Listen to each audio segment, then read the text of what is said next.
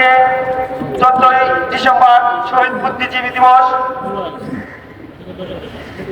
1971 সালে মহান বিজয়ের প্রাককালে যখন ওই পাকিস্তানি হানাদার বাহিনী বাংলার, যাদেরকে আমরা বলি রাজাকার আল-শাম, তারা বুঝে গিয়েছিল তাদের বিজয় হবে না, বাংলার মানুষ খেপে গেছে, বিজয় সন্নিকটে। ঠিক তখনই বাংলাকে নেতৃত্বহীন, বাংলাকে মেধাবীহীন, বাংলাকে চিকিৎসকহীন বানানোর জন্য তারা একটি নীল নকশা তৈরি করে, যেখানে আজকে আমরা যাদেরকে স্মরণ করতেছি সেই বুদ্ধিজীবীদেরকে হত্যার মাধ্যমে এই বাংলাকে মেধা শূন্য করার জন্য একটি নীল নকশা করেছিল এবং সেটা তারা বাস্তবায়ন করেছে।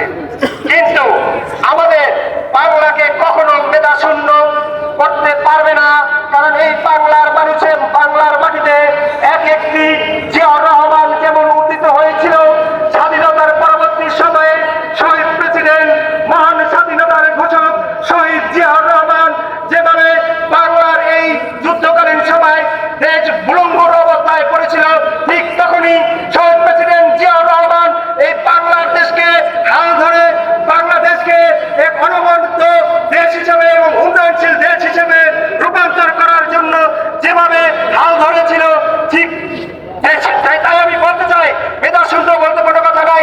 যেখানে শহীদ প্রেসিডেন্ট জিয়াউর রহমানের মতো লোক এই বাংলার রণাঙ্গনের যোদ্ধা ছিলেন, এই স্বাধীনতার পরবর্তী সময়ে সে যেভাবে দেশকে ধীরে ধীরে এগিয়ে নিয়ে গিয়েছিল, ঠিক তেমনি ভাবে আজকে 24-এর আন্দোলনে, ছাত্র জনতার আন্দোলনের পর বাংলাদেশ আজকে একটি দুর্নীতির মহাগ্রাসে পড়ে গেছে। ওই খুনি হাসিনা তৈরি করে দিয়ে গেছেন দেশকে, নাই নাই নাই, যেখানে হাত দেই সেখানে নাই নাই।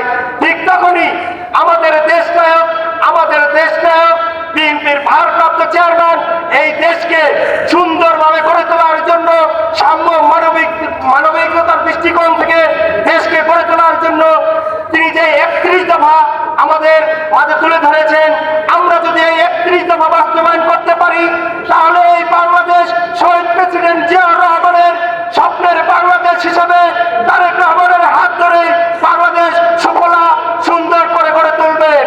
আমরা শুধু বলতে চাই, তেজগাঁ কলেজ ছাত্র দলে যে আন্দোলন সংগ্রামের মাধ্যমে আপনারা এই দেশ স্বাধীন করেছেন দ্বিতীয়বারের মতো, ঠিক তেমনি ভাবে এই দেশকে গড়ে তোলার জন্য আপনাদেরকেও দায়িত্ব নিতে হবে।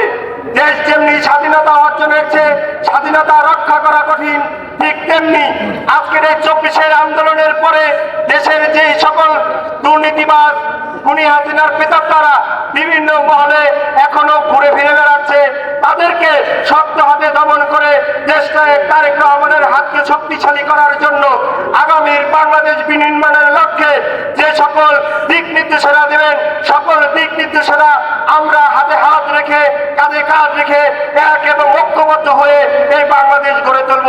কারণ এই বাংলাদেশ আমার, এই বাংলাদেশ আপনার। তাই আমরা কোনো ভেদাভেদ না ভুলে গিয়ে আমরা সকলে ঐক্যবদ্ধভাবে কাজ করব। এই বলে আমি আমার সংক্ষিপ্ত বক্তব্য শেষ করছি।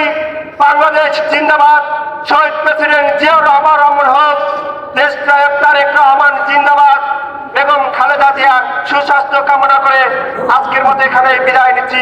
সকলকে ধন্যবাদ। আসসালামু আলাইকুম।